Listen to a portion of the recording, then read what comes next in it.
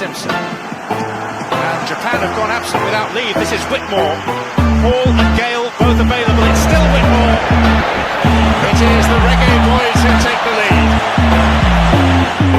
Ballchat. Greetings, football lovers. Welcome to Ballchat podcast, the show where we review some of the week's major news in the world of football. We're at the international break.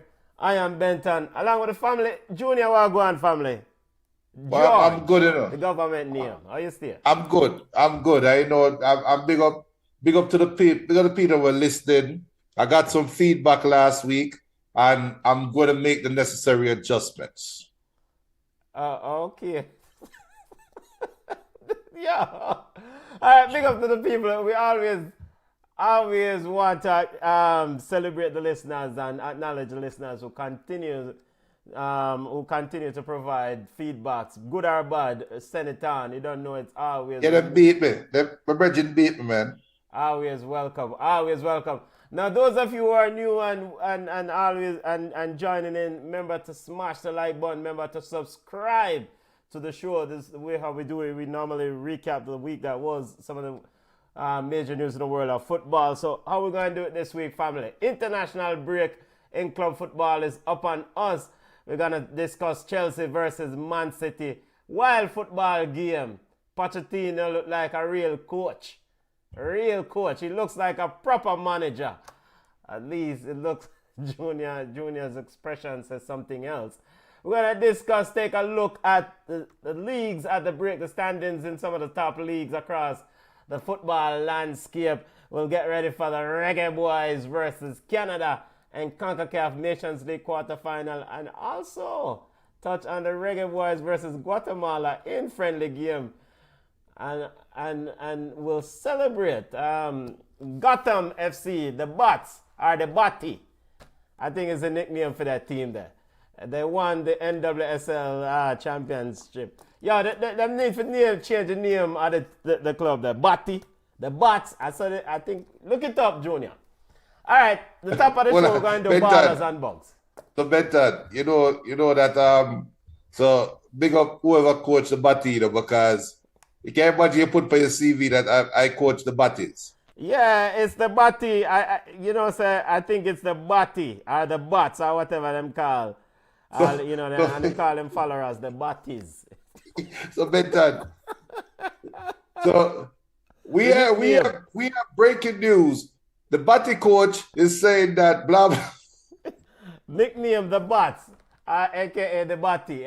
Hold on. All right. So big up to Gotham FC, the Bots, champions of the NWSL. We'll discuss that title game and the landscape of things in women's football. Yo, Ballers and Bug family. We're going to kick it off with Ballers, the impressive players of the week.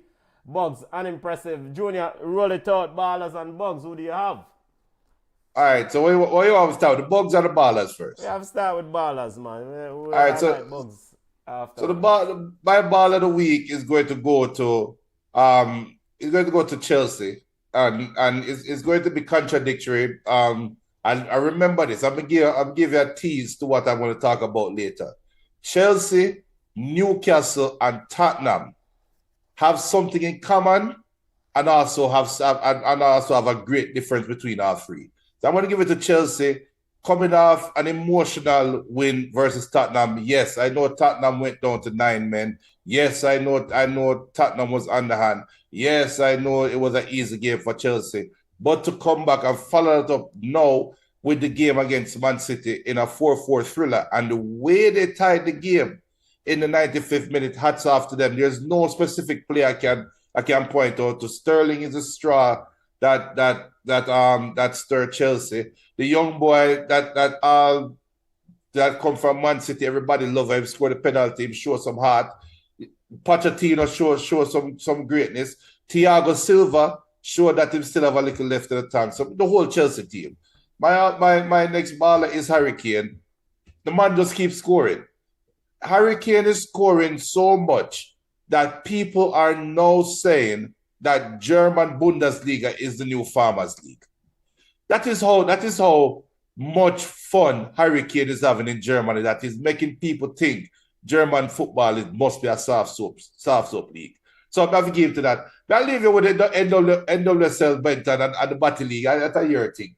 So you can talk about them for the balance. Junior, it's kind of routine with you and Harry Kane. You must be president of Harry Kane fan club. You're ballers still and ballers.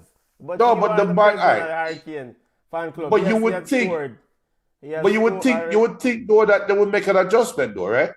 Well, I mean, it's still Bayern Munich, right?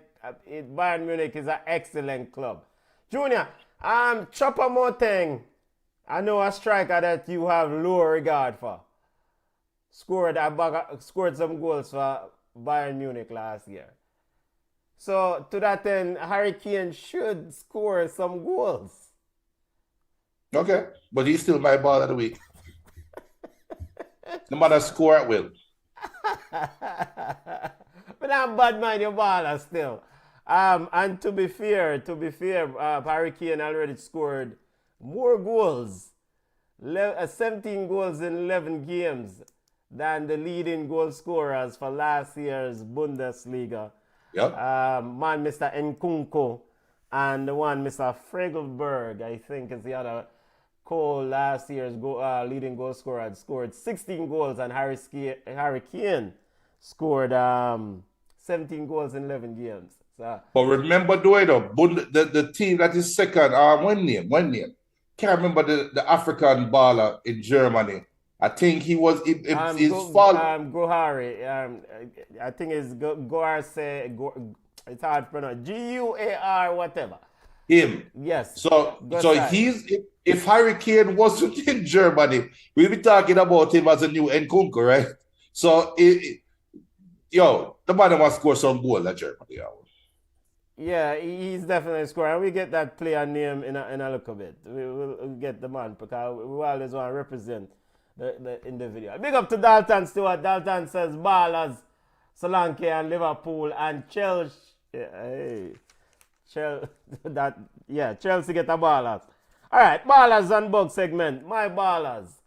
Amari Diop, Senegalese youth 17 baller. Excellent youth. Senegal find another one again. Excellent youth in the youth 17 World Cup currently going on in Indonesia. So, baller also to Hendrick. Talking about scoring goals. Harry Kane is a goal scorer. Hendrick is a goal scorer also. Continues to score goals in the Brazilian First Division. Junior, I have a question to ask you later on about this Hendrick youth and Kylian Mbappe and Real Madrid. So, remind me of that question later on. I want Ballers and Bugs segment family. Iran Youth 17 for a massive victory over Brazil's Youth 17. Junior, I noticed you went around this one, but what's going on with Brazilian football? You guys led 2-0. Iran. Of all Brazil, people, brother. Brazil football stopped at 2006. So what is it now? Right now, I saw Yellowbird side. It's a Yellowbird side. So Iran Youth 17, massive victory over Brazil in the Youth 17 World Cup, coming from behind. Those players will celebrate that victory for the rest of their lives. Midge Purse, Bala. Midge Purse, Bala. 2 assists in the NWSL finals. In the NWSL final for Gotham at the Bati side. Lynn Williams, Bala. 4th NWSL title, 4 trophies. The only woman in the NWSL to win 4 titles playing for the Bati side. And how can we not give a baller of the week to Craig Bullhead Butler and Mona? Big victory as Mona is into the semifinals of the Manning Cup. Junior, defeating the overwhelming favorite Stats. Big up yourself to my brethren Craig Bullhead Butler and Mona. Ballers of the week, family. Junior, big up to Coach Butler. Coach Butler is showing that he has fight. He shows that he knows how to take a punch and keep going, right? All right, ballers and bugs. Big up BM. BM, we have a question for you. So hang around later on. We have some questions for you because we know say you're the inside man regarding JFF and Jamaican football. Big up Reggie. Reggie says Ballchat ballers this week. Bayer Leverkusen remain undefeated. An impressive win after an impressive win. Junior Alex Grimaldo has scored more goals than some striker. This youth's a defender in this Bayer Leverkusen side, you know. Yep. Gotham FC for winning NWSL title after being bottom last season. Reggie, is that the bot side, the botty side? Hey, so they have the perfect mascot. Can remember, you know, they are the Batties. They are the Batties. They are the Batty last year with this. They were bottom last year and now they're top. All right. Arsenal women putting up 6 in the second half today versus Leicester. Yeah, big up Arsenal. Ballers and bugs. Sit down and Reggie. BM says ball of the week. Shamar Nicholson, the first Jamaican to score in League One. Weird. Your Reggie never score. Keith Kelly never score no goal. Hey, we have to go check the stats. I'm going to check the stats for that one there.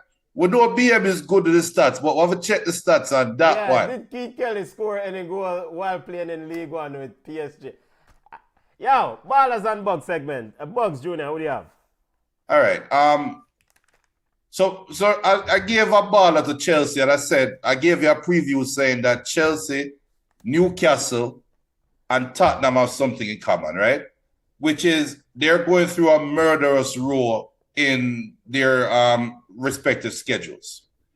Chelsea is in game 2 of murderous row and probably their hardest game. And they found a way to draw to them 4-4. Newcastle, not so much. This week, after Newcastle, which wasn't murderous, they kick up Manchester United and they come back and run on the United side. All of a sudden, the bottom just fall out and Burnley beat them 2-0. And fine, you can't say they have injuries. Fine, you can't say it's any part of the schedule. But Kieran Trippier, his reaction to the fans is telling me that there's something going on in the camp. I'm going to have to give them the bug of the week for letting whatever is going on in the camp in what is a successful season so far spill over into the public. We hear them give Kieran Trippier all of this ratings for Newcastle resurgence, and when Newcastle is playing well, if he is the lightning rod, if he is the polarizing figure, if he is the leader, the emotional leader, what he showed yesterday, make you have to say, something a go on. Tottenham, Benton, we've been raving about Tottenham. Now, Tottenham had an unfortunate game against Chelsea. Well, luck of their own, have all of these red cards. Chelsea ran over with the game. There's a popular statement in sports when you're coaching. You don't lose a game twice. And I think they had a carryover from the Chelsea game against Wolves.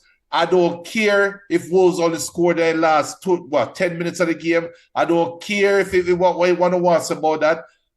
It's still Tottenham should have found a way to seal the game and win it. Manchester United are in that side. How you up 2-0 and you lose to Copenhagen? I don't want to hear about the red card for Rashford. I don't want to hear about VAR. You're up 2-0. You have a 2-goal lead. You should, even if you go down to 8 men versus Copenhagen, you should not lose. So you're in that side, and everybody know that. My final bug. Nuno Espirito, Barbarito, whatever his last name want to be, that guy. You Santos. Remember Nuno? What? The Santos. Yes, him. You remember what he was? Of Junior Pringle and not Ballchat, but what last year. Remember when he was at Wolves and he was the greatest new coach and he's bringing Portugal to Wolves and Wolves are playing good. And then what did he do? In the dark of the night, the man run out and go to Tottenham and failed, right? And we say, okay, no, you start bouncing around, blah, blah, blah. Then he go to the Saudi League, the money league, Benton, if you had a team with Karim Benzema in Saudi Arabia and they look at you and say, we just want you to be a man manager, would you go there and try to influence a team to play well? Or would you try to influence a team to play a certain type of football, or just go out there and play how you want to play? Rhetorical question. Do not go out there and fight Benzema. You cannot fight the Benz if you don't run on gas. Because the Benz are going to run leave you. And that's what happened. Nuno got fired this week from what, Al Attiyad or whatever the one name, for being a dummy coach. You are stupid. Big up Jose Mourinho. My last comment, Jose Mourinho, the gaffer said this in an interview. When you have a great player, you as a coach don't go there and tell the great player how to play. He said he will never tell Drogba how to put the ball in the net. He will never tell Lampard how to run midfield. He will never tell John Terry how to be a defender. All he has to do as a coach is to make sure that the great player can play within the game and the system and the team that he has. Nuno, as a Portuguese, go and learn from the gaff, man. Bug. Ballers and Bugs segment, family. Send on your bugs, send on your bugs. How are you, ballers? Remember to smash the like button and subscribe to the channel wherever you're listening to us. Bugs for Reggie. Man United in that loss to FC Copenhagen. BM is also giving a bug of the week to Man United. Our chances of advance into the round of 16 look slim. I don't know if the man want bug side in the round of 16 still. I don't want to be in the round of 16 either. I'd rather go Europa Cup. You rather go Europa League. You think your chances are better in the Europa League, is that why? If you want to play Champions League next year, Manchester is not finishing in the top 4 in the Premier League. All right, fair enough. Ballers and Bugs. Bugs for me. Cruzeiro and Cartavia in the Brazilian League. Two bug teams in the relegation zone. Tied 1-1. Cruzeiro gone to the dog. I mean, it's once a club with a rich history gone to the dog. The fans, some of the fans decided that they're going to fight. Over ball game, brother. It's just, I mean, the man ran onto the field and started a brawl. Because these two bug teams are so bad. So those two teams and their fans, some of their fans, get the bugs of the week. Botafogo. Let's look at Botafogo results while we're still in the Brazilian League. Since November 1st, Botafogo lost 4-3 against Palmeiras. This was when the president, Mr. John Textor, said the thing cook up, etc., and make all these allegations against the leaders of the association in Brazil and CONMEBOL. They lost 4-3 to Palmeiras after leading. They lost to Vasco Gama 1-0 on the 6th. They were leading again against Grêmio. And old foot Luis Suarez scored a hat-trick against them and they lost this game 4-3. Botafogo gets the bug of the week. And they were leading today against Bragantino 2-0 or 2 late in the game. And they end up tying the game. It seems like the president, Mr. John Textor, needs to talk to his team rather than telling these players good game. And my final bug of the week, Mark Goldbridge of the United stand and some of the Manchester United fans. Mark Goldbridge tweeted, quote, Pep calling Gravidal out for not cutting it in training. Two things. One, where is the media outrage Ten Hag got? Two, where is a tweet from Gravidal calling out the manager, end quote. X decided to put a disclaimer on the Mark Goldbridge tweet. X tweeted behind on the Mark Goldbridge tweet, Pep Guardiola said that Gravidal is yet to show he can play centrally for Man City and mentioned that, quote, still he didn't prove it in training sessions and some drills that we do to see how you move in more central position, end quote. Yo, from the Sancho thing going with Ten Hag, and Manchester United and Jadon Sancho. There are some Manchester United fans and Mr. Goldbridge. Everything Pep said about a player is like, where is the media outrage? Mark Goldbridge, get the bug of the week. I remember my brethren Junior did say the same thing when Pep Guardiola said that Matheus Nunes wasn't controlling the ball well. He says, where is the outrage after that? So all I want to get the bug of the week. Let's stay out of Pep Guardiola and Man City business and focus on the side. All right. Rebuttal time. Come forward. Fine. So we still the Pep Guardiola business and Manchester City business, all right? Cool. Stay out of the general business. We stay out of the general business. Yes. Look, Roach don't have business in a cockfight. Roach no business. We're talking about roosters, cocks, roosters, right? Perfect analogy, Benton. Bravo, Not bravo. Rooster, not cock rooster. Stay out of the general business. The general. Pep Guardiola said Gravadal has not demonstrated in training the ability to play in a central position. This brother ran out. Where is the media outrage? True. And you are right, Benton. Mark Goldbridge, shut up. Stay out of the blue side business. It is bigger than you. But wait a minute. Another blue side played this weekend in France, in the Farmers League. And Kylian Mbappe, Killy himself. And you say you're going to talk about a Brazilian baller, and the BM asking about a Brazilian league, and everything is coming full circle right now. So Benton, you said stay out of the business, right? What's the out of Man City business? However, Killy Mbappe scored a hat-trick this weekend. PSG 1-3-0. And what did Luis Enrique say at the press conference? He said he could I do am more. angry at Kylian Mbappe. Yeah, he said he could do more. Find him score 3 goals. I'm paraphrasing. Yes. Find him score 3 goals, and I like it. And look, I don't want anybody to take it the wrong way, but he's not playing as a team player. Yes, he could do more for the team. Yeah, okay. Yeah. So look, Onana. No, forget about Onana. We're not going to make it Manchester United. Manuel Neuer at Bayern Munich. You're a goalkeeper. You just had a clean sheet against Real Madrid. But me as your coach will come out now and say, you know what? You could have done better. You could have had an assist.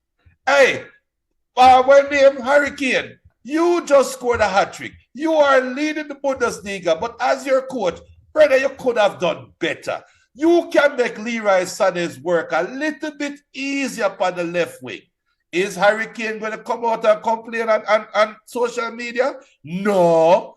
Is everybody going to jump down the coach's throat? No.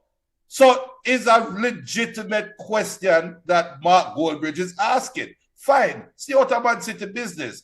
But the reality is, he's not really talking to the media about Pep. He's talking to Manchester United media about why you're jumping down Ten Hag throat every time. When you see other coaches in the league can take certain steps to them players, I don't have to worry about backlash. If I am the coach, me run my locker room. Pep has proven that. But what's the out of Pep business?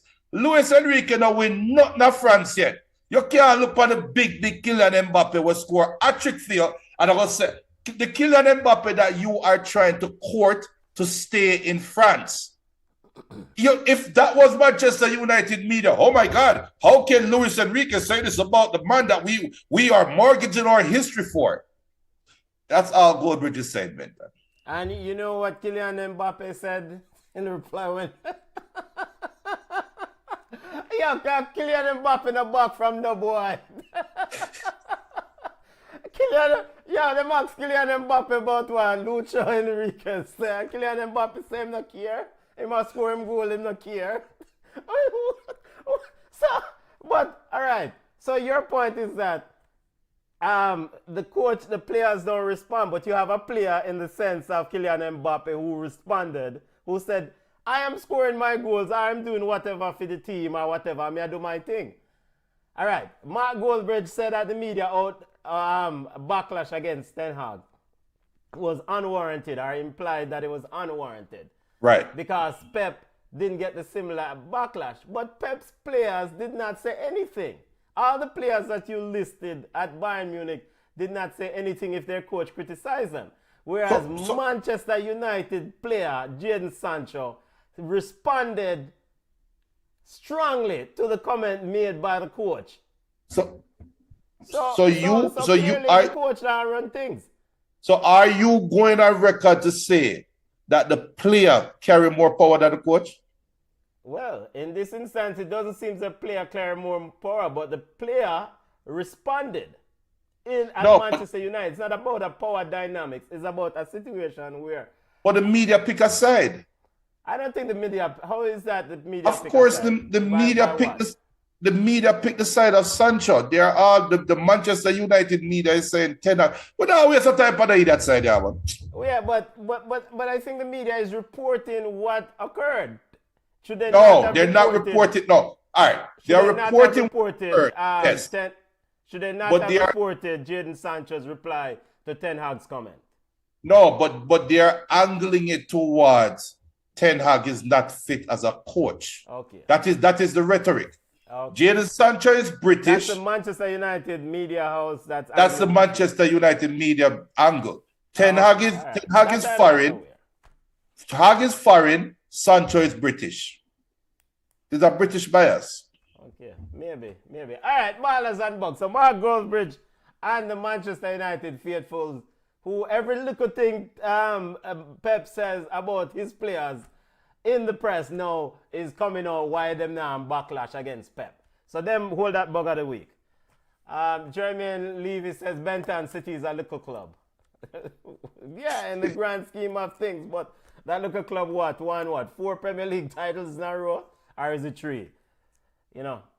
Alright, now to football roundup. Let's get to the big game in Man City versus Chelsea. Game ended 4-4, family. A lot of controversial things occurred in the game. At the end, one Mr. Pochettino was quite hot. Junior, your thoughts on the football game itself? Looking at where Chelsea is, look at where Chelsea has been for the last 2 years. This has been a step up in the right direction for Chelsea and Pochettino. Pochettino can feel good about the result. But on the day, in my opinion, if you score 4 goals against Man City at home, you should win that game. If you score 4 goals against anybody at home, you should win that game, regardless of who you're playing against. So while it's a feel-good moment, while you get to score in the last minute of the game, while your fans can go home and say, we stood toe-to-toe with the top 2 teams in England, and in that 1 week, and we come out with 4 points, there still must be a part of you that said, if we score 4 goals, we should not ship 4 goals back. I'm just going through the comments. Remember, football family, smash the like button, subscribe to the channel. It doesn't matter wherever you're listening us, whatever platform you're listening us on, just do that. Jeremy and Levy says, Junior Pringle, I know this PSG thing was coming.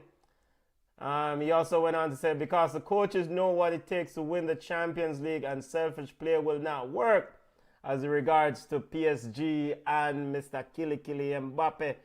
Kylian don't win the Champions League yet, and the coach knows, as in Luis Enrique. He also says, Jadon, not even the caliber of those players. Well, as it pertains to this Chelsea-Man City game, family, this is probably the best I've seen from Chelsea in about a year or so. Probably the best football game under the new ownership. And I think, though I agree with you that it's good, it's questionable to score 4 goals at home and still conceded 4 goals and not have all 3 points. I mean, the landscape of how Chelsea corner dark from Wadia Junior, these little things right there is a huge win. This was inject confidence into this outfit. I mean, I really think, like, I hope, I don't know if I'm going to be right on this, but I think if you get a healthy Nkunku in this Chelsea team and everyone else healthy, and Raheem Sterling playing the ball game he's playing, and I mean I think you have something special there. Defensively, that's for Pochettino to figure out how they're going to address the defensive issues. You know, but I was proud. I was absolutely proud, and they don't deserve to lose this football game. I mean, when Man City.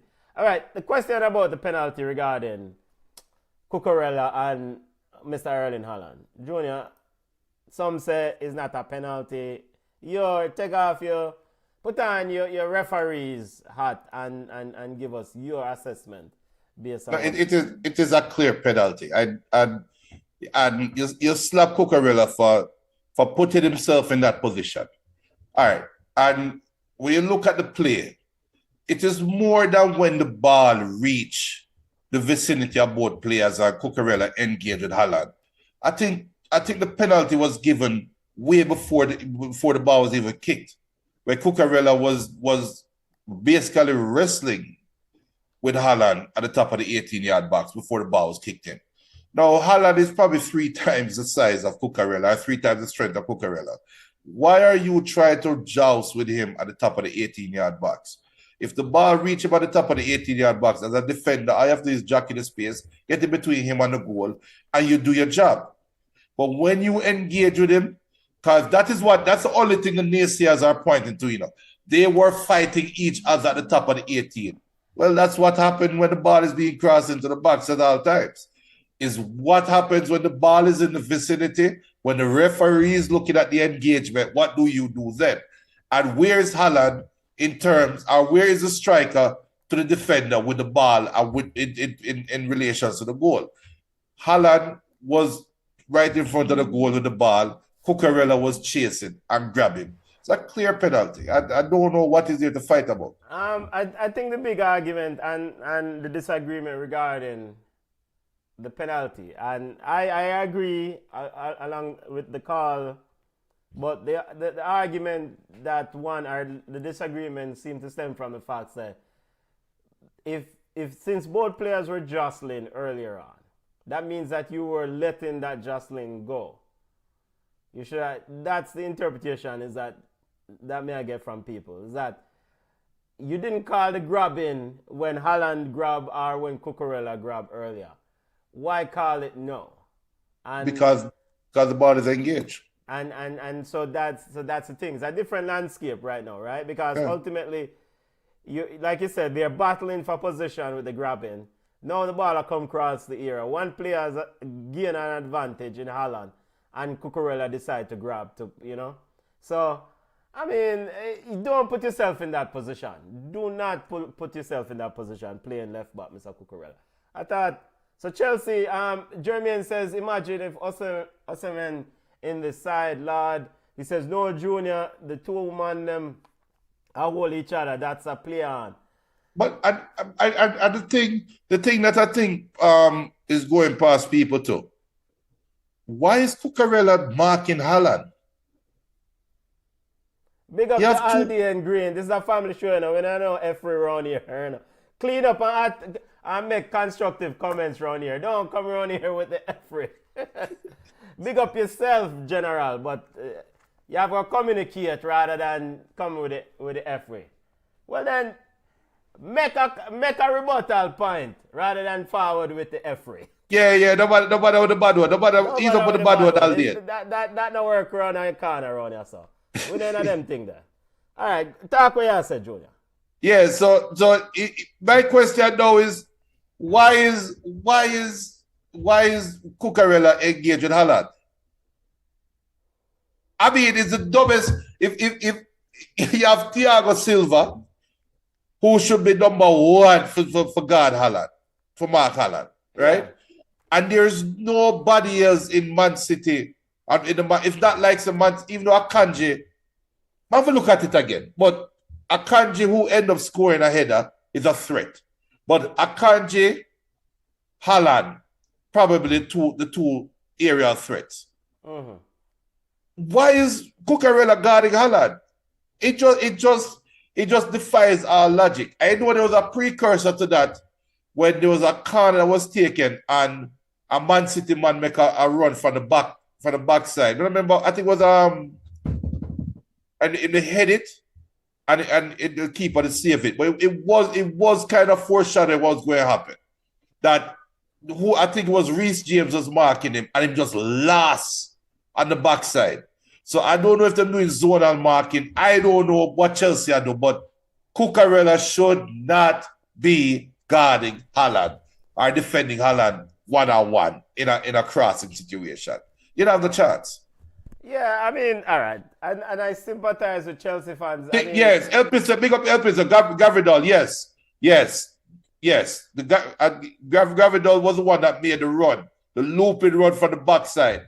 I've got the free header. Yeah. El Pistoliero says, I think the second phase of play beat Chelsea. It was a short corner that messed up the marking for Chelsea. So, okay, so in that situation. Big up. Alden Green says, well, a mistake may hit and send, but you see the car. Yeah, it's a VAR. Yeah, man. Understand, definitely understand. I mean,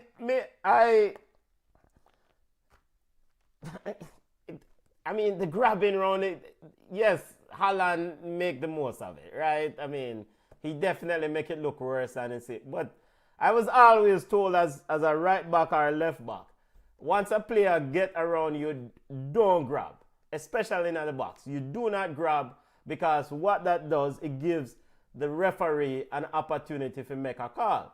And so the Cucurella around the waist, hand around the waist thing, soft it may be, but can't grab the body there. So and I think the freedom with Thiago Silva is that Thiago Silva is the one supposed to cut out anything, right? And then Desai is supposed to be the man who you would expect, you would like to pick up a Haaland in a more physical thing. But even on the corners, Casado, I see a mark, I stand next to Haaland. So right. I don't know if they're just there to impede the run while in the zonal marking, which is a possibility. I don't know. But look at the penalty that Man City got against Man U the week before. Where the Rasmus said they do the same grabbing and them call it. And, you see, for the naysayers, if what you're saying then is there should be no penalties given on a corner kick. Because the players grab it and pull each other all the time. Yeah, so how you differentiate which one is which? Yeah, and all right. And so this is one of the biggest thing, that we as football fans have to accept, that you have the rules, but you have referees' discretion. Like, I was sitting here and said, well, I watched a ball game last week, and the similar scenario, a referee make it go. But this week, this a referee a call a foul. And so that's the landscape of the thing we are work with, because every referee have their added interpretation or their added stringency how them enforce the rule. So it's my deal with so. But overall, I thought Chelsea came away from this game with very, very good promising traits going, or promising things from this game going into the international break. Pep Guardiola was asked about this, and he said, yeah, I mean, Pep Guardiola was asked, he says, I think it's a fair result. They try to rebuild a new era, as in Chelsea. They have a top quality team, we compete, and there is no complaint from Pep. Poch says that, basically, we always said that the Premier League is the best league in the world. It was an unbelievable game, scoring 4 goals against the best team in the world. It was an achievement. So he felt like this was an important achievement in scoring 4 goals against Man City. But Junior, your biggest thing is that you felt like you score 4 goals, you need to win the football game. Yeah, if you want to, I mean, we know where Chelsea is. I big up all Chelsea fans. We know where you guys are right on the grand scheme of things. If you want to get back to the high heights, you cannot, and regardless of points, regardless of standing, regardless of form, Chelsea is still a high money squad, right? So you can't look at yourself like and say, oh, we're going to take small victories out of drawing 4-4 in Man City. No! Have a look at Calcido and Enzo and say, brother, how do you make Rodri get that the free kick from top of the 18, the wide space, we forget the deflection. How you make that happen? How you make them boy Bernardo Silva play holding midfield and control the pace of the game? When a big baller to get paid big money, we're supposed to stop that. So those are, if I was a Chelsea fan, that's how I would be happy to do that with that far away from Man City. We can point to this result. We can point to beating Tottenham and say we're not that far away. But you have to say, we still have to question the players' motivations. We can't score 4 goals out of it. Yeah, absolutely. All right, other EPL results. Wrapping up. Aston Villa 3-1 over Fulham. Brighton, man called Leon Bailey with another assist. Go and do your work. Brighton 1-1 against Sheffield United. Look like Sheffield United is coming into form, Junior. Them going to need everything them can get now because, of course, I'm in the relegation zone. Liverpool 3-0 against Brentford. Coach Frank of Brentford felt like Endo should have gotten a red card, family. You could have feel all you want, Coach Frank, but you're Frankfurter. Go on, boil the water. I'm angry. West Ham defeated Nottingham Forest 3-2. Nottingham Forest is a pleasant surprise. You them are play some serious ball. West Ham much needed victory. First victory at home since September. I can't even believe that. When I saw that stat, I couldn't believe that. Of course, 4-4 Chelsea versus Man City. Saturday's results: Wolves 2-1 over Spurs. Arsenal big victory over Burnley. Crystal Palace lost to Everton. Man United 1-0 over Luton, and Bournemouth, probably the biggest result of the weekend, defeated Newcastle 2-0. Junior, your thoughts on the results, family? Anything? And all right, Aldi and Green says Haaland did a grab first, so Cucurella grab back, whole heap of match, and see the game while going with Haaland today. Yeah, I mean both were grabbing, family. Both of them they grab, but you can't grab when him go around you. But and that's what El Pistolero said. El Pistolero said on another day those penalties doesn't get called, but ref giving them more and more. I can see why Chelsea fans don't like Anthony Taylor still. All right, other results that stood out to your family in this weekend's EPL. The Everton result, and let me tell you something. It's a Liverpool. What Liverpool is doing is just staying out of the limelight. It almost feel like them just going about them business. Them not trouble anybody. Them not run on anybody. They just play them game, win them game, and keep it moving. I think the next big fixture coming right out of the international break is Liverpool versus Man City. I think that's Thanksgiving weekend. That's the huge. Next fixture. Huge, because Liverpool is City is running into a Liverpool right now that is enjoying winning again. Before, Liverpool was going through them ups and downs. They had some games where we said, boy, Virgil is this. They had some games where you look and say, boy, Trent is this. But right now, it just feel like Liverpool just calm things down. And it's just... I don't know, Junior. I you don't think so? Don't know. And the reason being is that Liverpool lost in the middle of the week against Toulouse. And Klopp was mad. I mean, at that post-match press conference, he was mad. They drew last weekend with Luton. You remember the game we sung here where I said, boy, Luton should have... Liverpool just barely get something out of the game. Liverpool feel a little bit schizophrenic to me, for lack of a better word. Hot and cold. It's like one day it look like the best thing since sliced bread, and the next day you wonder like, brother, what going with this team? I expect the sliced bread side versus Man City. Well, yes, they will show up. They will show up against Man City. And Liverpool fans can... do you guys agree with my sentiments on this Liverpool team? Man like El Pistolero, Dalton, are you guys feeling confident of what you're seeing from your Liverpool team. Because Klopp, after that Toulouse game in the middle of the week in the Europa League, he was mad. And, we know it's a Klopp where his emotions on the shoulder, but, in cross, angry and bounty killer voice. And to be fair, Fulham, Toulouse played them off the field. So, BM says Fulham is in a spot of bother. I am not sure why they acquired Jimenez.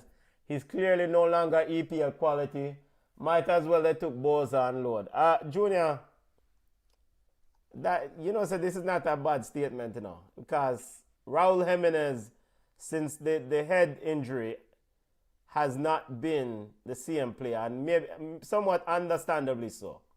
No, I think the head injury is just a derivative. I think Raul Jimenez have not been the same since Nuno stopped coaching.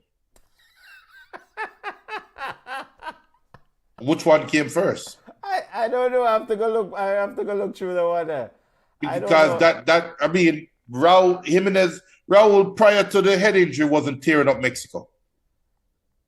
Yeah, but he was doing quite well with Wolves, right? Under Nuno, and look, replacing Mitrovic with Raul Jimenez, that is an unfair ask. Because Jimenez is not of Mitrovic's class. Mitrovic is one thing that Fulham struggle show is how great of a baller Mitrovic was for them. Because the man, no, he's not Man City quality. I wouldn't say he's Champions League quality towards that part of his career. But the man have a try-Dini kind of vibe about him where, but just go play some ball and never kick up anybody when they're in front of me. I don't care who you are. Him have that vibe about him, and Fulham, them couldn't stop him. The man gonna get big money, but the replacement is not fair. It's not fair. Yeah, Raul Jimenez. Yeah, they will have to look for other replacement if they want, really, because the goals are far and few between, family. Far. Looking at the standing at the international break, Man City sits at the top on 28 points. Burnley, I'm a brethren, Vincent Company, way down the bottom on 4 points. Brother, you play 4 football games and you played 12 games and only have 4 points. Sheffield United and Luton round out the top, the bottom 3. Family, your thoughts on the table at the international break? It is what we expected. Everton find a way to climb up a little bit and start to separate themselves. I think this is a time going into the festive season when it starts the separation, especially at the bottom. Now the top, I think will stay close. I think Liverpool, Arsenal, Man City, I think it's a 3-horse race up top. And you Tottenham, are concerned about Tottenham with these injuries? Yes, I am. And Levy going to have to open the purse strings. He has to invest in the side in January, or else this season is going to be you qualify for Champions League and you feel good. I would even say this: if they don't invest in Tottenham, I can see them dropping out the top 4 because they are a one-trick pony. But Junior, transfer window is January, right? There's right. A lot of football games between now and January. Madison is out until January. Was it Van Horn, the defender, is also out.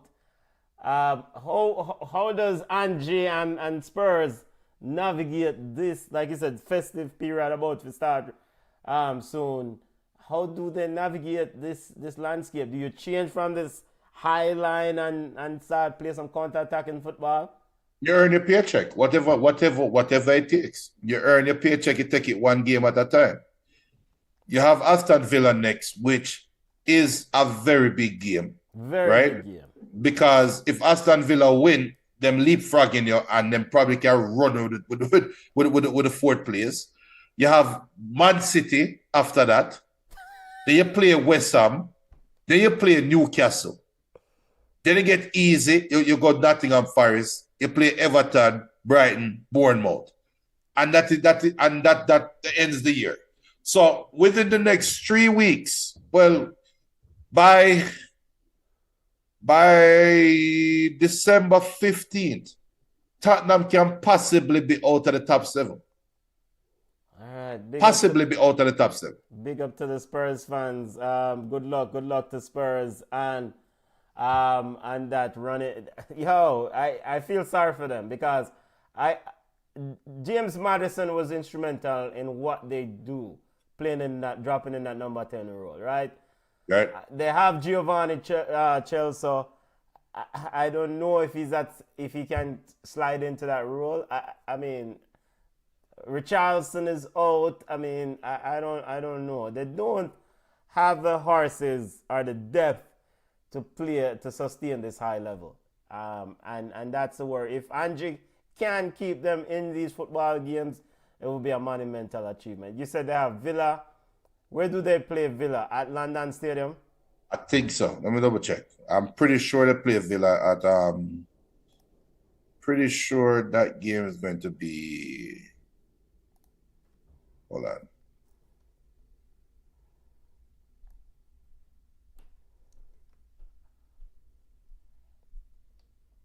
As Junior check where Reggie says Madison gave Tottenham the edge. They're finishing mid-table this year. They're hosting Villa. So, I mean, it seems like some Arsenal bad vibes are going, but Reggie. No, but look at this one. They're hosting Villa, and then Man City host them. Then them host West Ham, then them host Newcastle. Good luck to them. I mean, good luck. But again, you cannot. Depth is important in anything, you know, in especially this competitive thing. You have to have somebody behind James Maddison that you don't know if it goes off the rails, if it goes wide or things goes bad like they are now, injury-wise for Spurs. You have to have somebody that can come in. Maybe we'll start to like the dentist with Jamaica coach Hamir Al Grimson, just clog the middle and just try to attack down the wings with Kulusevski and Brandon Johnson. Bundesliga continue to round up around football leagues at the international break family. Leverkusen, can they win this thing, Junior? 31. Yeah, they can win it, but just like what we asked about Tottenham, we're going to ask about Leverkusen. If it's one thing Bayern is going to do, you know, they are not going to stop. So you cannot depend on Bayern dropping points for you to maintain the lead. You right now, Leverkusen have to look at it like we have to have a perfect season. We just have to have a perfect season. We can't drop 2 points, or we can't drop 3 points. If we drop 2 points, we're a ball. If we drop 3 points, the world gone to an end, right? Yeah. So yes, they can. They're going to need depth. They're going to need for have good form. They're going to need for play Bayern Munich head on. And they're going to need for win at least one of them games. Yeah. But by and large, big accomplishment for Bayer Leverkusen at the international break. Massive accomplishment. Sitting on top. I mean, I never expected Xabi Alonso and this outfit to be leading.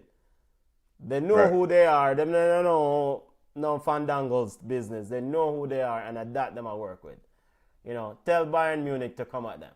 The BM's the most boring league in Europe, Bundesliga. All right, continue our league roundup at the break.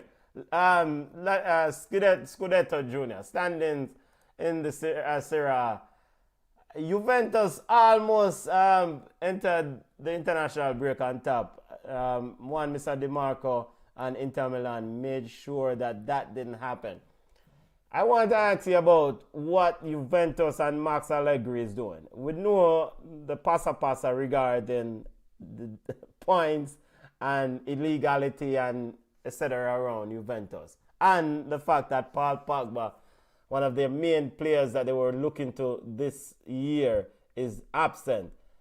I mean, is this kind of a coach of the year sort of demonstration from Max Allegri and Juventus?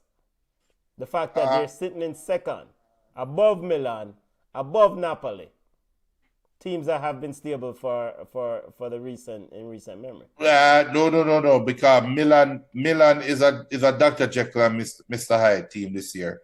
You don't know which Milan will show up. Napoli have internal problem. I think Napoli have outgrown. I think the Napoli team has outgrown their personality. So you ask if it's a coach of the year thing, based on what was said with Allegri putting most of his eggs in the Pogba basket this year and not blowing up. Yes, he's doing a great job keeping them stable, having them only 2 points behind, and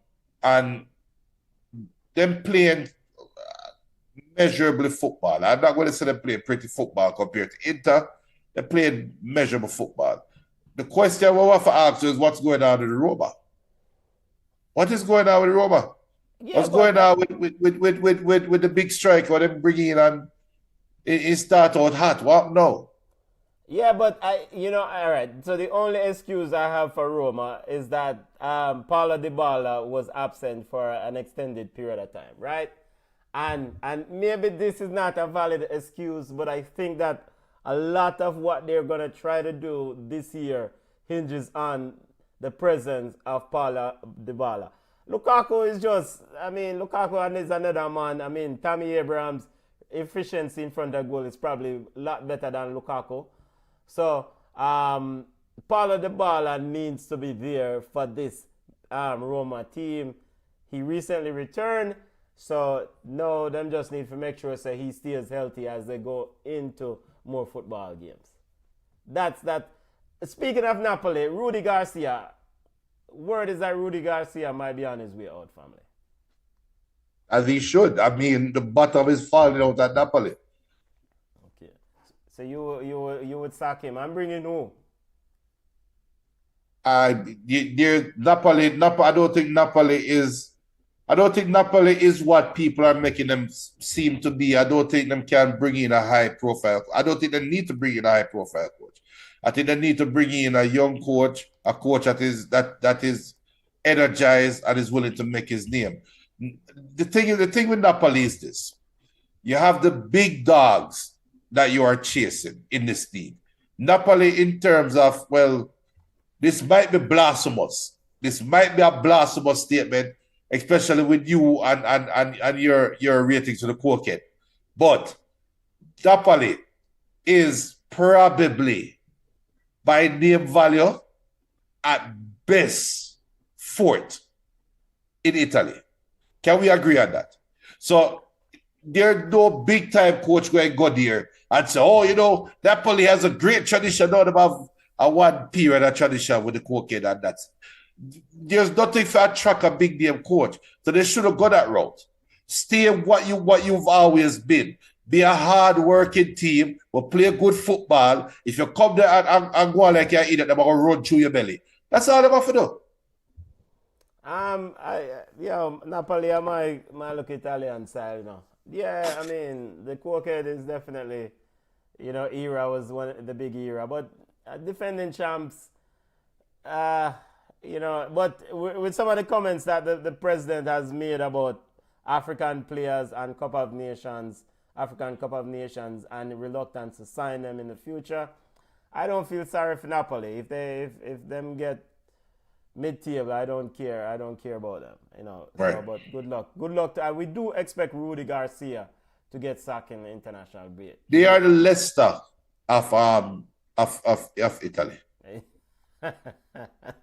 La Liga, Girona, probably the biggest surprise across the football landscape. Junior saying so. Girona, another international break. Girona leads La Liga on 34 points. Part of the City football group. So the same people that own Man City, that own New York, NYCFC, is the same people that own Girona. Junior, we know that the Dolly House not going to last too long, but this has been fun. It has been fun. And of all the teams that are in a surprising position at top of them league, give it that it has been fun. Just enjoy it. The big side them so forward and just kick you out of the place. So Barcelona barely, well not barely. Look side score for them in that 22nd to them. Deportivo Alaves had them 1-0. They were in a spot of bother. Yeah, but Lewandowski became Lewandowski again. I'm bringing about, but we just know it's just a matter of time before Real Madrid and Barcelona take over the top two. But as Real Madrid wait to get some official news on one Mr. Jude Bellingham, who picked up an injury. We don't know the significance of the injury. Arda Collier, their big transfer, one of their big transfer in the summer, is also re-injured. Junior, how big? I mean, if Jude Bellingham is out for any extensive period of time, what does this do Oh for my Real Madrid? God. What do we do? Chouameni, Camavinga, But the man Cruz. did not score goals. It doesn't matter. You want me Rodrigo. You want me keep going. Come on, man. Come on. I mean, without downplaying Jude's influence, Jude Bellingham bring Real Madrid to 100%. Without Jude Bellingham, Real Madrid can play 95%. Between 90 and 95%. Well, a 95% Real Madrid probably beat 99% of the teams in the world. So they'll be fine. All right. It's a bit blasphemous for me to ask this question, but I'm gonna ask it anyway. Junior, Hendrik is scheduled to join Real Madrid in July of next year. All right? I think he scored 13 or so goals so far in the Brazilian First Division. Yeah. Word is that Kylian Mbappe deal will happen for Real Madrid. We've heard about this so many times. Put yourself in Florentino Perez's shoes, Junior. You already have probably the youngest, the best one of the best young strikers in all of football coming in July. He was recently called to the Brazilian national team, the youngest player since the best Ronaldo, the best baller named Ronaldo, or Phenomenal, the original Ronaldo. Junior, I'm going to ask you anyway, should Real Madrid continue this pursuit of Kylian Mbappe? Is it worth it? No, it has nothing to do with Hendrik. It has nothing to do with Hendrik, but no, they should not pursue Kylian. So you wouldn't pursue it not because of Hendrik? Not because of Hendrik, but when you look at the dynamic of the team, the question is who's going to... Yeah, BM says, is Hendrik the Brazilian whisper? Or is that blasphemous? As in, that's not far right.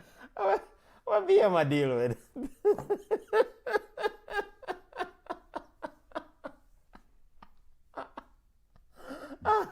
Let us pray. Let us pray.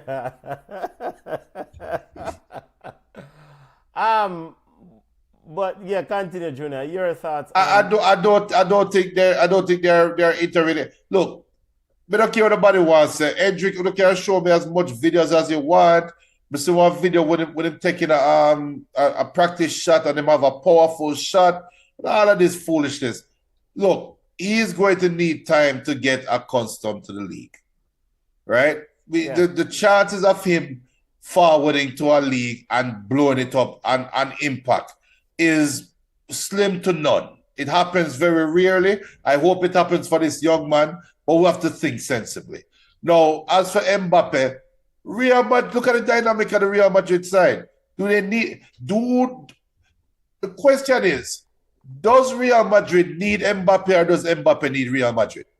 Because I don't think Real Madrid need Mbappe, you know. With the worst nightmare for Mbappe right now is Jude Bellingham, a young black baller from England, and the girls them like him. Watching the Adib up on on Paramount Plus. She Google Gaga over him. So he's going to sell, they're going to market him. He's so marketable right now globally. Mbappe, yes, you are the best footballer in the world right now, but you come with baggage. Is it worth it? Is it worth giving all of this for you right now? I'm probably not. Probably not. Not fair, brother. Not worse when Vinicius Junior play on the left wing. Where Mbappe going to play? Yeah, I mean, and who is going to coach him? Who's going to coach him? Yeah. I mean, I think that is probably going to be, if Xavi Alonso is ready to make the jump, he will probably get the job. Xavi Alonso might be ready to make the jump, but if you ask Xavi Alonso, do you want a Kylian Mbappe player side? He might say no. Sam Wallace, chief football writer for the Telegraph, says Real Madrid's finance problem puts Kylian Mbappe pursuit at risk. I mean, Real Madrid has really invested heavily in a lot of young ballers. And I don't know. It's Kylian Mbappe, and then with this week again, with this PSG and this Lucho comments and Kylian Mbappe, it doesn't seem like it's worth the headache. Right. And I know Junior have said this a few times. A part of me also think that Real Madrid is an institution. So Kylian Mbappe can't forward to Real Madrid with them foolishness. You know, this is Puskas, Stefani, them on the club, them on the Zidane, legendary players, right? Whereas PSG is not really a football institution, so he can run amok all he wants and get a pass with it, you know. So, speaking of Whisper Junior, Whisper's supposed to join up this week, according to Fabrizio Romano. Junior, will he have a puncher's chance? I think he does. I mean, we're going to give the youth all the credit, all the opportunity. It's a big week for him. I mean, ultimately, one of the things that we always have to remember, he's just a young player going into, an environment where he's just going to be home, right? And the support system needs to be there. So, whatever Craig, Bullhead, Butler, and the family doing, they need to make sure that this player gets the support he needs, because he will need that support system. Well, my advice to the people around him as they seem to punch their way across the finish line with this saga is prepare mentally for championship football in the winter real soon. Like, it's not coincidental that 3-4 weeks before the transfer window open, you're coming in. He's instantly going to go on loan. And he's going to go on loan to a little side where like we don't know, like a Rexhill or Preston Norton or whatever little side there. So the prestigious Chelsea move that all of Jamaica is sitting now waiting for. The whole of Jamaica is waiting for say Whisper score against Man City. It's not going to happen this year, people. It's not happening. He needs to prepare himself mentally for the grind of the championship football, where he's going to take a physical toll on him, because they're going to try to build him up and see what he has technically. So that is what I think they really need to get ready for. Yeah, I mean, BM says, I wanted to see Whisper play against Guatemala. Would have been an ideal game for him. Craig did comment on that particular situation. They said they pulled him, if I'm not mistaken, we pulled him from that squad because, of course, he's scheduled to fly to England this coming week, and they don't want to run any risk of any sort of injuries or any sort of issues. So they just keep him out of the game. And I think that's a smart move. Fly him out. Well, I guess, fly him out. So what? Whisper is supposed to unite squad for the Canada game. I think so. Yeah. So, I mean, I would not. Well, let's see what the squad is going to look like. All right. Before we go to Jamaican football and football news, let's just take a moment and highlight the Bots, Junior. The Bots, Gotham FC won the NWSL title. Big up to them. From bottom to top. Big up, big up. Big up to Lynn Williams and the entire crew. Midge Purse, the MVP of the championship. Rose Lavelle, big up yourself. That move that she did in that midfield was awesome. So big up yourself, Rose Lavelle. Junior, anything you want to add as Ali Krieger finished her career with a trophy, whereas Megan Rapinoe finished her career with an injury.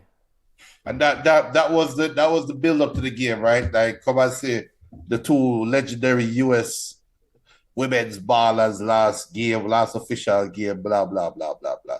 So yeah, but right now, NWSL, I think they have a market that they're chasing, right? And I think if from my vantage point, the state of the league is good. The ball game was nice yesterday, but they're chasing the Europe leagues, right? And if America is going to stay on top of the world in women's football, they need to have a good home league because they're now competing with all of Europe at once. So I am curious to see how the next round of marketing campaigns happen, especially with America kind of falling back with the rest of the world. Are they going to pump the money that is necessary right now in this league? That's what I'm curious to see.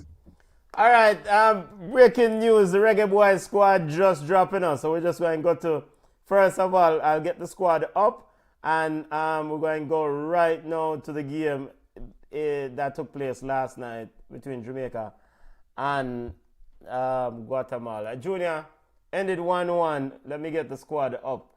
But your thoughts on this 1-1 game, family? All right, 0-0 game. Yeah, but I said, come here and wait. When them score.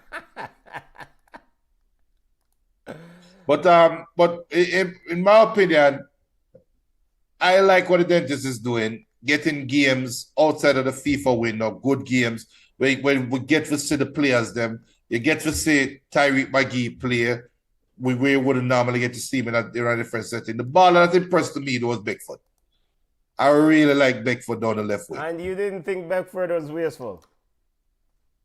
Of course he was wasteful. But, All right, Tyreek McGee. I've been a champion for Tyreek McGee. I think he needs to get selected in whatever squad, and we'll find out here in a few minutes if he's selected. But he didn't really stood out, right?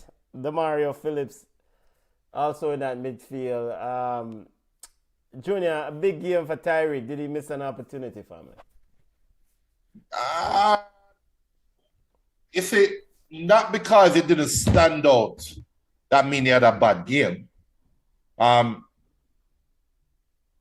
During the game, I can say that Jamaica controlled the pace of the game for the most part. I can say Jamaica looked comfortable in possession for the most part. I can say they made threatening plays and are threatening forays into the attacking half for the most part. And you have to ask yourself, was Tyreek McGee influential in this? Or if you were to take Tyreek McGee out and plug in on any other random baller, would that be the same result? That's how you would grade him, in my opinion. I don't think he did anything outside spectacular other than control the pace of the game, which I think is what the dentist is looking for.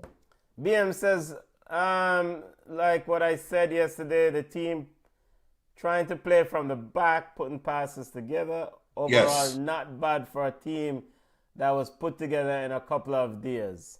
Exactly. And the man them actually bounced them ball. One critique of Jamaican football for the last 20 years is we can't make 3 passes. We can't seem to complete 3 passes. Now, granted, it's only Guatemala. But when would I play against Sisters of the Poor, it was the same thing. Yeah. The most impressive player was Beckford. Should have scored. That's what BM said. Bit wasteful. All right, now to the squad that was just released. Breaking news, guys. Them just sent it out. Um, 20, 24-man squad for the game on Friday and next week against Canada. CONCACAF Nations League quarterfinal game. Big games coming up for the Reggaeboyz. Goalkeepers are Andre Blake, Amal Knight, Jamali Wait. Defenders, you have Ethan Pinnock, Damian Lowe, Deshaun Bernard, Michael Hector, Dexter Lambakisa, Tevon Gray, Gregory Lehi, Amari Bell, Javian Brown. The midfielders, Demario Phillips gets into the squad. Bobby DeCorva Reed, Daniel Johnson, Joel Latibedier, John Russell, Keroy Anderson. Forward line, Romario Williams, Leon Bailey, Mikel Antonio Shamar Nicholson, Demar Gray, and Trevante Stewart rounds out the squad family. Junior, no Tyreek McGee. Demario Phillips gets in. I like Demario Phillips. I think I really like him. Promising footballer. Question on my part, because I don't know. Is he related to Demar Phillips? I don't know. Someone can answer. BM, is he related to Demar Phillips? Some might feel like it could be his son. It could be. I guess he would have to start really early. How old is Demar Phillips now? Demar Phillips a big old somebody there, man. All right. Why are you looking at that? Your thoughts on the squad, family? I mean, for the record, Demar Phillips are 40 years old. But I don't. There's no surprises here other than probably Hector. But we know Hector not to the field.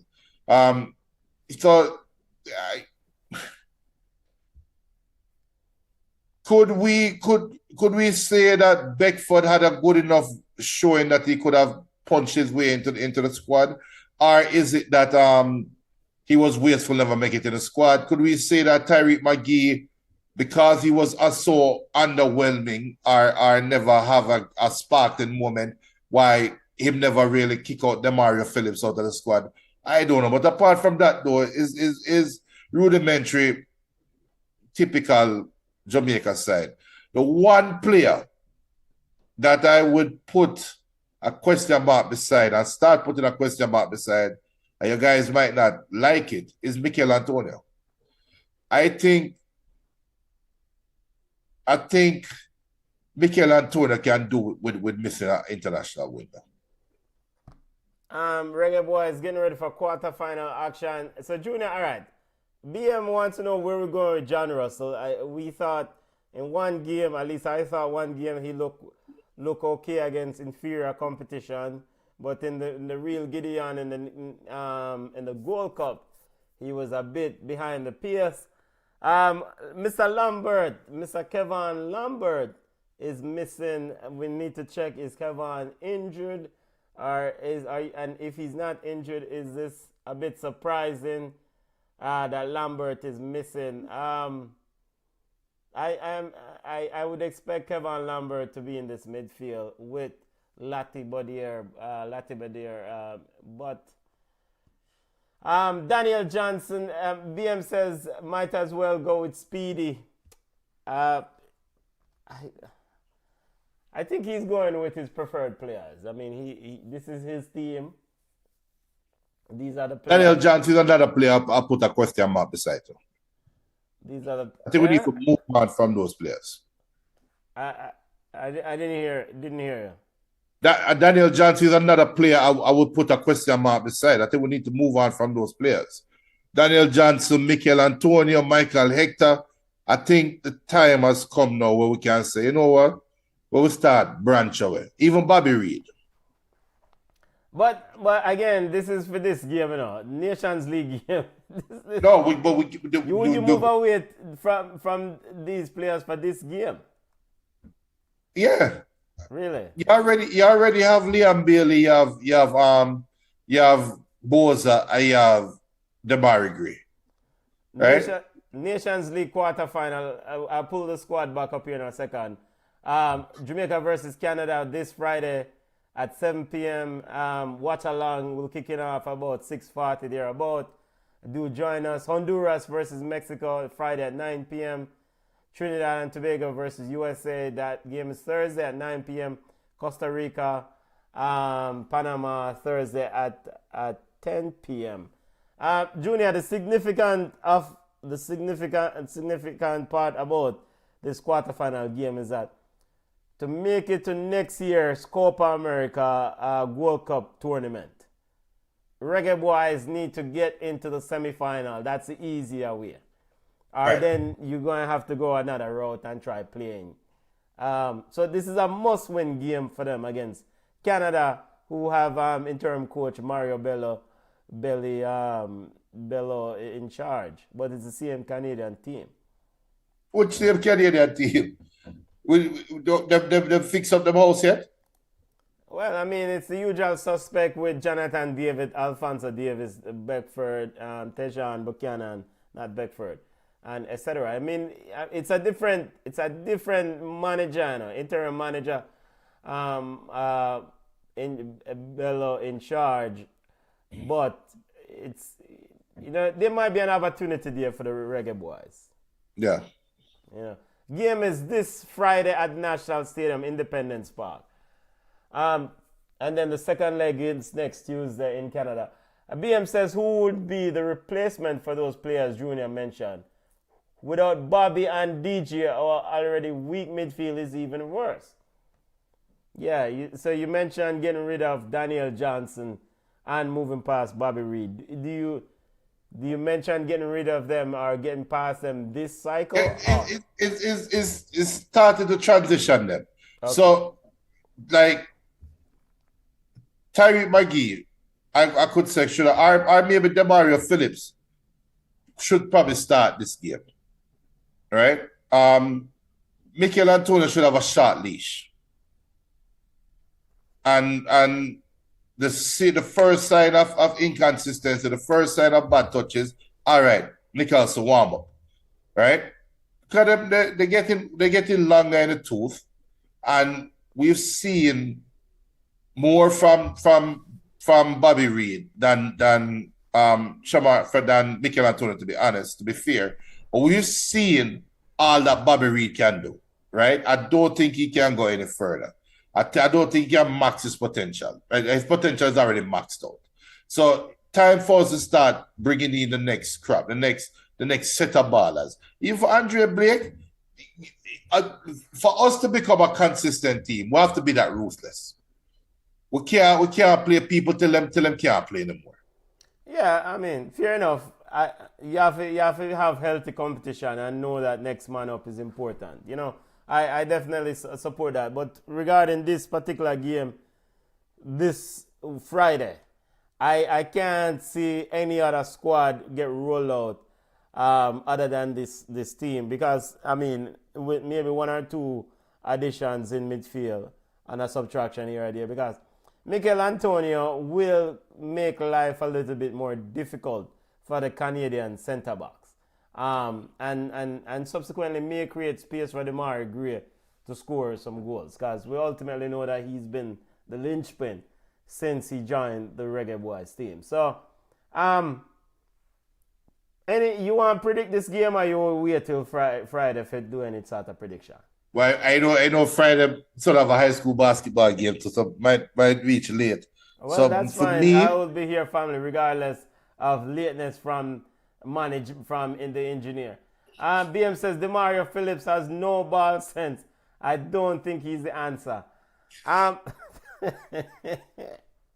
mean, all right. I like the business about the player. Can he improve in some areas?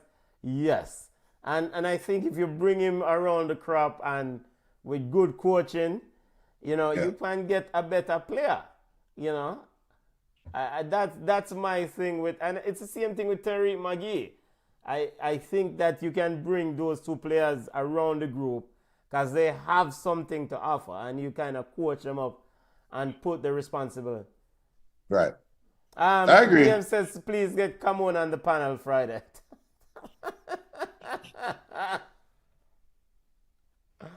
Come on, we'll call in Friday if she have time. If she's available, family. She probably will be watching the game Friday, but she's refereeing this time of year, so we don't know that already. I guess the people must say, Junior, them want to hear from Camon, because Camon have in-depth or insightful info, rather than us. Yeah, because we're now punch above our weight level. This is true. Reggaeboyz versus Canada this Friday. Ball game time. CONCACAF Nations League quarterfinal games coming down thick and fast. Top 4, the semifinalists will make it to the Copa America games. Copa America scheduled for next year. There are 2 other spots that can go to CONCACAF teams that will play in. Thursday, USA versus Trinidad and Tobago. Big moment for Angus Eve and Trinidad and Tobago. Big moment. Costa Rica versus Panama. Also big moment for one Mr. Greg Berhalter. USA will be without Christian Pulisic, so that's something to watch. Costa Rica versus Panama. Coach Alvaro Newman in charge at Costa Rica. He's been tasked with bringing Costa Rica back to where they think they belong as number 3 in CONCACAF. So let's see how that goes. Jamaica versus Canada on Friday, 7 p.m. We'll do a watch-along kicking off about 6:40 or 6:45 thereabouts. And Honduras plays Mexico 9 p.m. on Friday. No ball chat on Sunday, family. International break time. We're just going to watch along. Reggaeboyz, watch along. Anything you have to say, Junior? Anything else you have to say before we go my yard? No, we're just gonna get ready for the watch along this weekend, and let's see. Like what Ian says, World Cup is important. Copa America is a big deal. Let's go, Reggaeboyz. I share that same sentiment. It's nice to see us in the Copa Cup. Yeah, but I mean, you see us in Copa America and we get butter brews. I mean, I don't think as long as we play Brazil, we have a chance to win. As long as we play Brazil, we have a chance. All right, big up to our listeners. Remember to subscribe to the channel. Remember to smash the like button. Time for Go My Way Yard, family. You can connect with us on Facebook at Ballchat. We're on Twitter at Ballchat1. We're on Facebook. We're on Instagram at Ballchat Podcast. And you can email us at ballchatpodcast@gmail.com. Yo, I'm tired. We're going on the road now, family.